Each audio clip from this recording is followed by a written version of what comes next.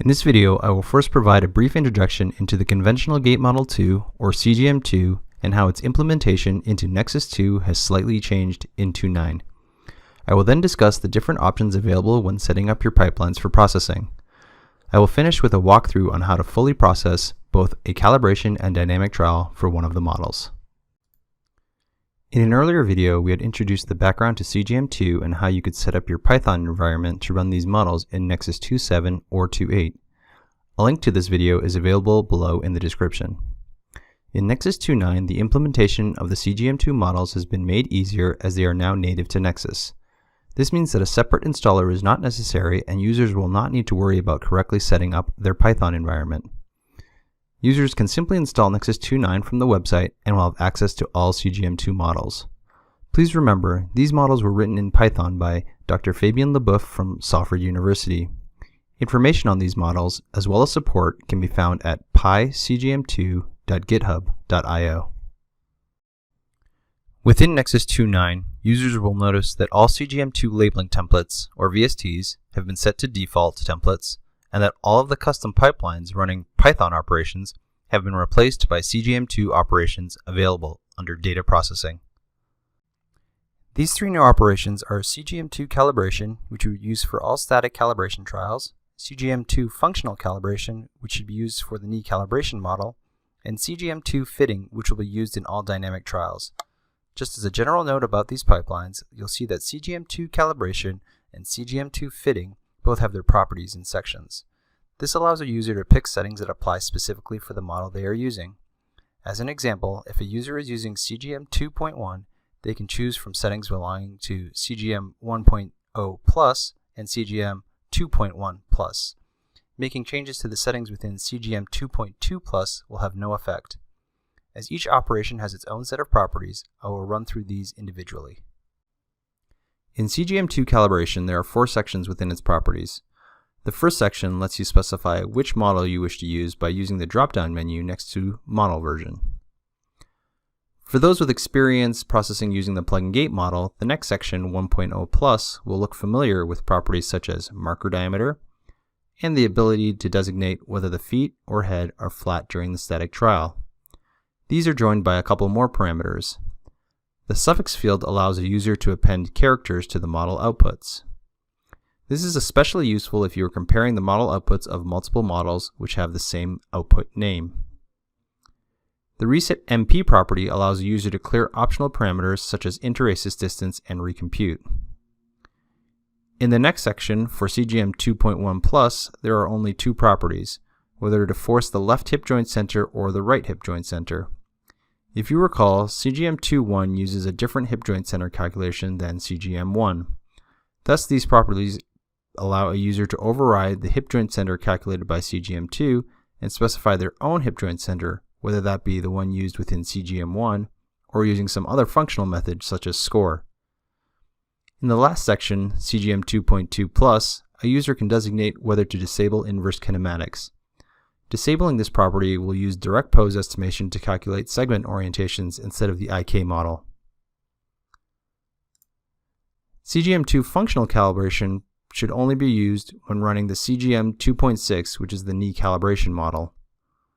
The first property lets you select whether you would like to use the 2 degree of freedom or the SARA method for calibrating the knee axis.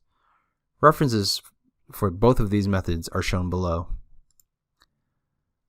The next property allows you to set which of the sides you would like to process. If it is set to auto, the algorithms will detect the side based off of the ankle marker movement. The last 2 properties allow you to specify the range over which you would like to run the functional calibration. CGM2 fitting pipeline will be used for all dynamic trials. Similar to CGM2, you can specify which model you want to use, specify the marker diameter, and add a suffix to your model outputs. You can also disable the IK model for all CGM2 models that are 2 and above. The one unique property here is the projection. This allows you to specify which reference system you want to use when calculating joint moments. Your choices are proximal, distal, global, or the joint coordinate system. Now let's walk through an example. Here I'm going to process trials from the skin clusters model, which is the third model listed on the CGM2 GitHub page. I'll check that I have the correct VST chosen here, which should be pi-cgm2-lower-limb_cgm23, and that I've entered in all of the required anthropometric measurements. I will reconstruct, and then I will just run the auto label static from the pipeline. I will check my labels really quickly.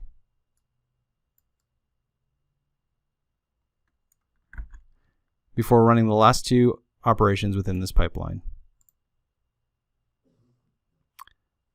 When time to run the model, I'll create a new pipeline.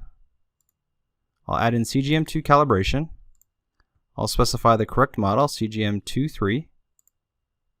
And I'll keep the parameters as they are, but I'll add in a suffix so that it will appear as _py. I'll go ahead and run the pipeline, and just keep in mind that this may take some time.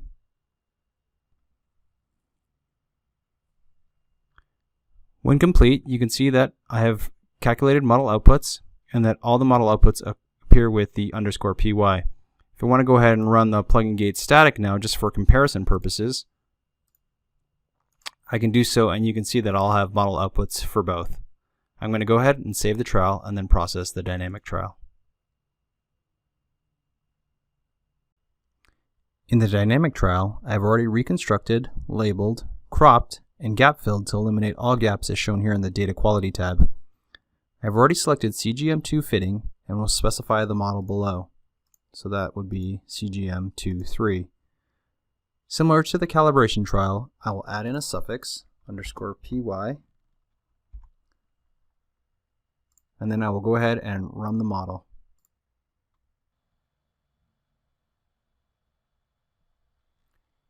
When finished, I will run the plugin gate dynamic pipeline so that I can compare model outputs as well as generate events for normalization.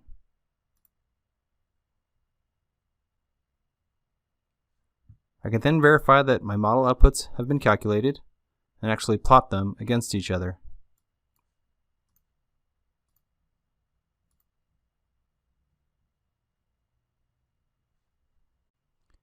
Thank you for watching this video. As always, if you have any questions about your software or hardware, please do not hesitate to contact us at support@vicon.com or visit one of the resources shown below.